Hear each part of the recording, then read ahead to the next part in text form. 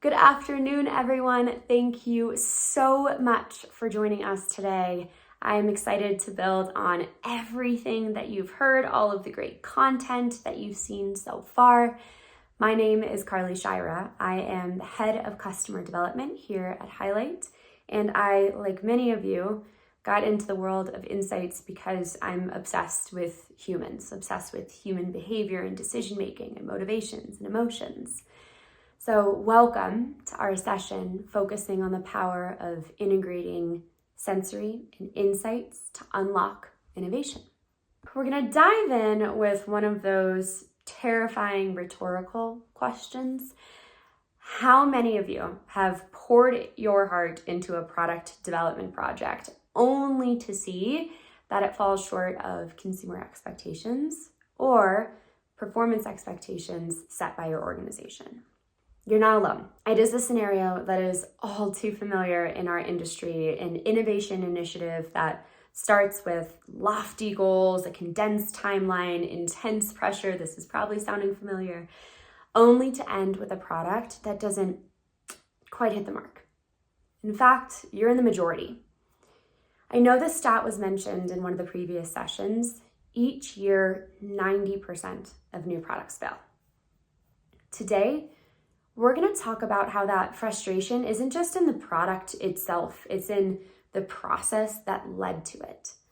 Taking a step back here, in traditional product development, oftentimes sensory teams focus on perfecting core product attributes, the feel, the taste, the texture, the aroma of a product.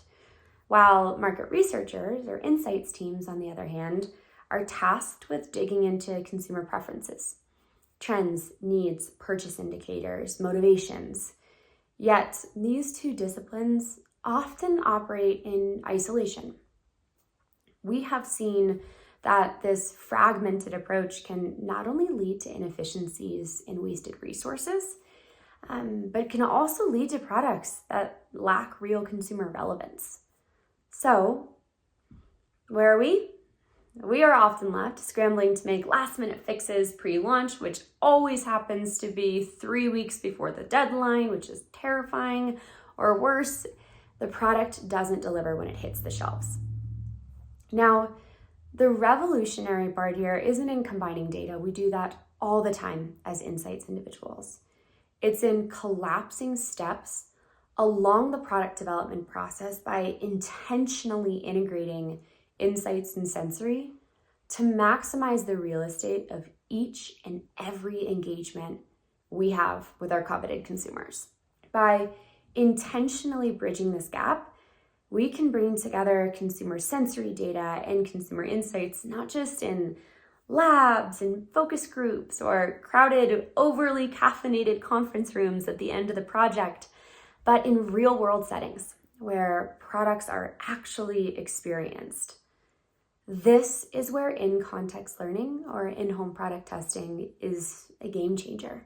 In-context learning allows us to see how products perform and resonate with consumers in their everyday lives, allowing us to see how products are woven into the fabric of a consumer's natural environment, their space, their reality. It's like inviting the product into the consumer's home and seeing how it fits into the daily routine. It's the difference between having a granola bar that comes right out of the box in pristine condition versus that one that's been in the ether of your purse for a kid meltdown emergency for months that has to deliver when it's time to pull in the granola bar backups. AKA, it's the reality of how a product is used. In-context learning provides a conduit to get organic feedback on both sensory attributes and consumer experiences to give us a richer, a more nuanced understanding of how our product fits into real-world scenarios holistically. When consumer sensory data and product insights, along with consumer insights, are combined with in-context learning, yes, it's a lot of pieces coming together, teams no longer have to work with just half the story. And there is an opportunity to maximize each step so they're in constant conversation. Sensory experts can see how their innovations hold up in the real world, while consumer insights can be validated, refined, optimized based on actual usage. And it's this integrated approach that's the unlock.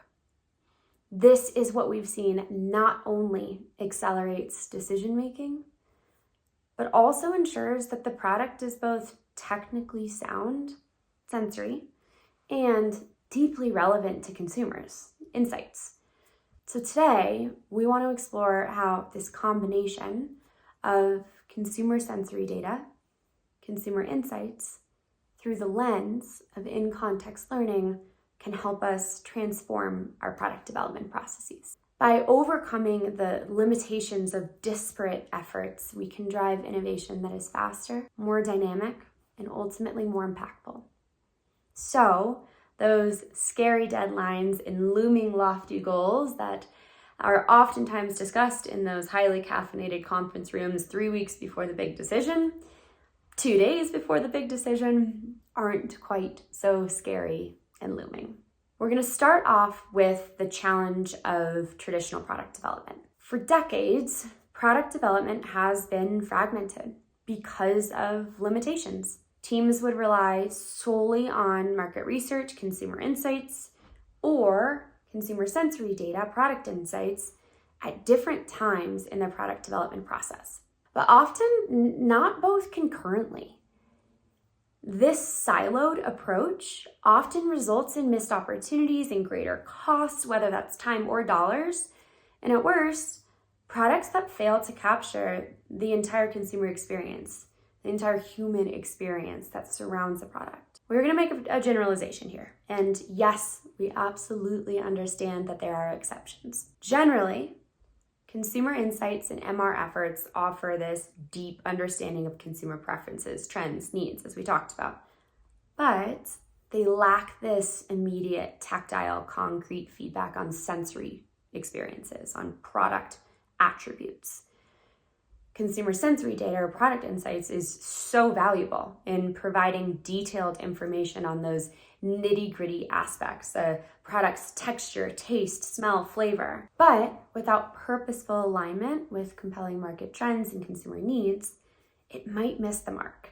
One of my colleagues talks about the difference between consumer insights and consumer sensory as, with consumer insights, the consumer's driving the data. With consumer sensory, the product is driving the data. Now, when we don't combine those, we can have some tricky results. One, products that are technically sound but not perfectly relevant to consumers.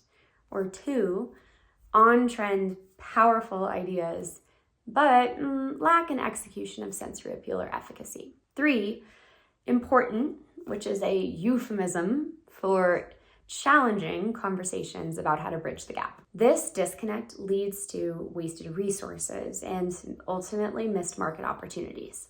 We're going to dive into the possibilities when we merge sensory data driven by the product and consumer insights driven by the person and complement it with in-context learning. This synergy, and yes, we know it is a buzzword, creates a comprehensive view that accelerates decision-making, it reduces risk, and enhances consumer resonance. We are going to explore how this approach can bring a powerful evolution, needed evolution, to traditional product development processes. Accelerated time to market. When sensory data, consumer insights, and in-context feedback are integrated, it empowers teams to make more informed decisions quickly. For example, if in-context learning reveals that a product's texture isn't quite favored by consumers in real-world settings, and sensory testing supports this, adjustments and pivots can be made really quickly. This rapid iteration speeds up the development cycle, allowing products to reach the market faster by collapsing steps along the way with buy-in early and often across cross-functional groups, which can lead to reduction of risk. By combining these data types, it helps us identify potential issues and red flags early in the process. If in-context feedback with both sensory and consumer insights components indicates the product might not meet expectations, you actually have the opportunity to address these concerns before launch. And it's this proactive approach, incorporating concurrent disciplines early and often, that helps minimize the risk of product failure, avoids costly post-launch modifications, and maximizes impact of that product. So often, we are looking to combine disparate data sources to tell this holistic narrative after the fact. However, by integrating different disciplines within a single initiative or study, you are taking a different approach. You are embedding that holistic narrative, that comprehensive view into the structure of the research itself, which can help us deliver enhanced consumer resonance. Understanding both sensory attributes, product attributes, and consumer needs, enriched by real-world experiences, ensures the products are not only functional, but also deeply engaging. When you align sensory experiences with actual consumer needs and preferences, think about the granola meltdown situation, you create products that resonate emotionally, that fit into the messy reality of day-to-day life, that ultimately leads to higher satisfaction and loyalty. We're going to dive into a case study here, that illustrates this iterative approach, a real-world example that helps to demonstrate the power of this integration. So we were working with a leading food manufacturer that was working to develop a new snack product for health-conscious consumers, which is a journey, a challenge in and of itself. And despite having really in-depth market research data on health trends, what they found is it was really challenging to create a product that matched sensory expectations. But they knew the need was real. So instead of starting from scratch, throwing out the idea, they decided to take a different approach. Rather than testing sensory and concept and proposition separately, they worked to integrate consumer sensory data and consumer insights via in-home testing that was iterative. What they found was that consumers were willing to make certain sacrifices on sensory experiences, on attributes, when they were grounded in the holistic concept. It's when those sensory experiences were evaluated in isolation without that concept, that proposition involved, that we started to see it lack. We were able to dive into what trade-offs consumers were willing to make along the way to fit the reality of R&D parameters while delivering against this health-conscious, very real consumer need. They collected sensory feedback on a series of formulations, prototypes, competitors, and communication, that proposition via concept exposure, of how the products solve the need to maximize the real estate of a single project. It helped them collapse steps. In-home testing provided organic feedback on how the product performed in everyday settings, where it lived in the fridge, how it felt on the go, what occasions were interesting to consumers, revealing these really crucial insights, not only about consumer preferences for product optimization, but tangible product feedback grounded in these trade-offs that consumers were willing to make when they were introduced to the holistic product experience. By iterating on this combined data, they adjusted the product's texture, the flavor profile, specifically the aftertaste, based on real-world feedback, not just about how the product was in a single setting, but how it performed across occasions. This iterative process allowed them to refine the product to meet market demand and sensory expectations effectively. So, what's the outcome? It's on the shelves. The final product is on the shelves today, resonating strongly with health-conscious consumers, gained really quick traction. It may live in your fridge. The integration of sensory data, consumer insights, and in-context learning enabled the team we were partnering with to develop a product that not only met, but exceeded consumer expectations. Now, We're going to dive into a few key tips for success here, and thank you to the consumer insights, product insights, R&D, wonderful counterparts that allowed me to pepper them with questions to understand these key tips.